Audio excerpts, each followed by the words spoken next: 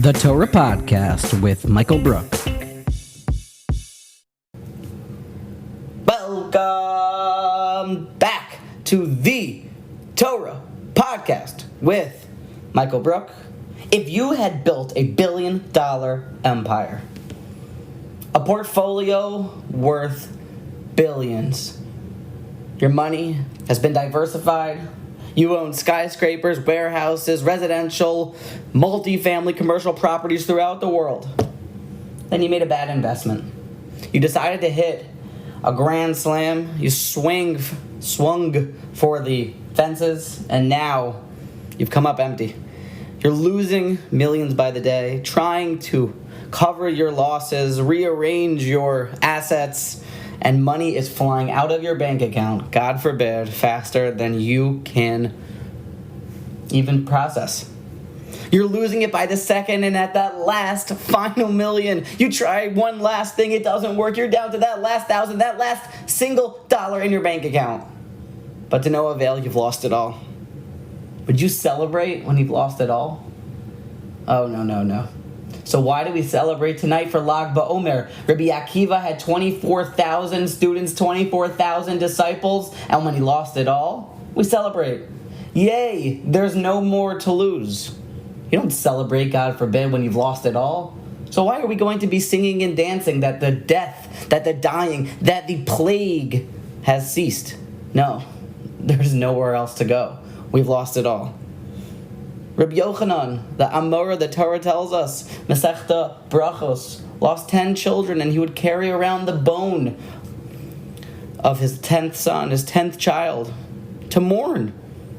Losing everything is not a pleasant experience. Why do we celebrate tonight? And even more so, furthermore, a second question. Rashbi, what did Rabbi Shimon Bar Yochai do? Why are we so excited about the yahrzeit, the hilula, the party, the celebration about Rabbi Shimon Bar Yochai?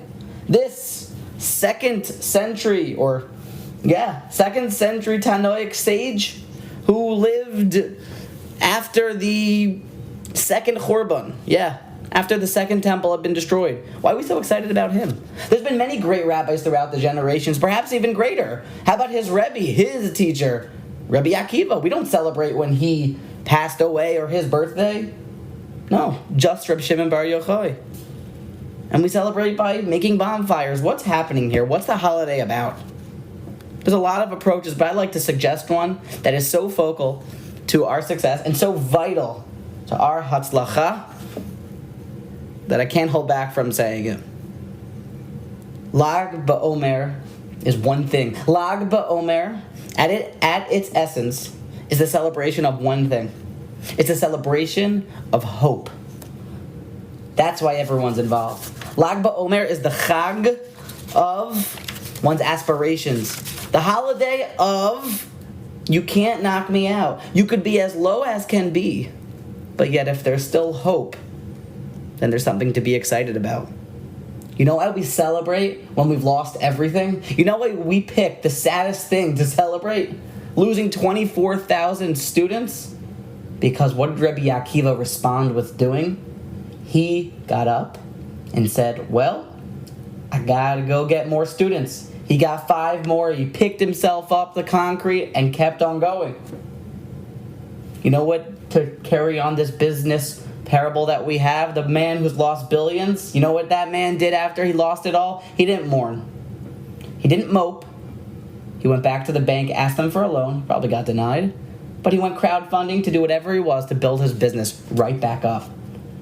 When you're at rock bottom, you can celebrate. You can celebrate for one reason. You can celebrate because of hope. Reb Shimon Bar Yochai, he did author the Zohar. He is perhaps the greatest disseminator of mystical Torah that has ever lived. But as the great Torah teacher in our generation, Rabbi Yaakov Wolbe of Houston, Texas, said so eloquently,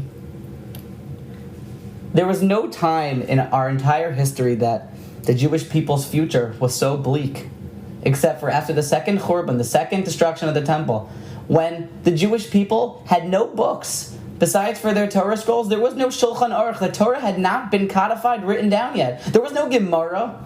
God forbid if something happened to the Jews in America, we would pick up our Gemaras, we'd pick up our Chumashim, and we would move on. God forbid. But at that time, we didn't have any of that.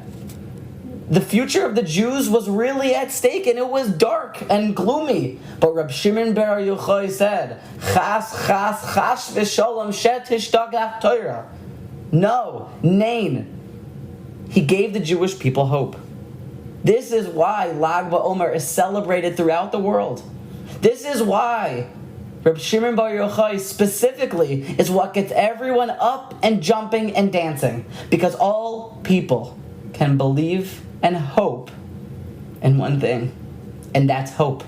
You know, hope's a dangerous thing, but hope is the greatest thing. Hope is what makes us human. Perhaps no one said it best than the great Rabbi Yisrael Salanter, that Kol Zman Shahaner Dolek Yachol Letaken. As long as the candle is burning, it is still possible to do tshuva. It is still possible to make repairs. Hope, desire, want something so bad, and even if you fall, if they can't take your hope, and as long as you still have a burning desire to get it done, then you still have a chance. There's a minhag to light a yahrzeit candle, to light a little flame when someone loses a loved one and their yahrzeit, the day that they died, comes back around. Reb Shimon bar Yochai's yahrzeit candle is a booming, burgeoning bonfire. That's because we cannot keep his flame contained. Hope burns so bright. So when you dance and you sing tonight, you dance and you sing knowing that no one can take away the hope and the aspirations that we have. So go capitalize. Take that hope and go and conquer whatever it is that you want.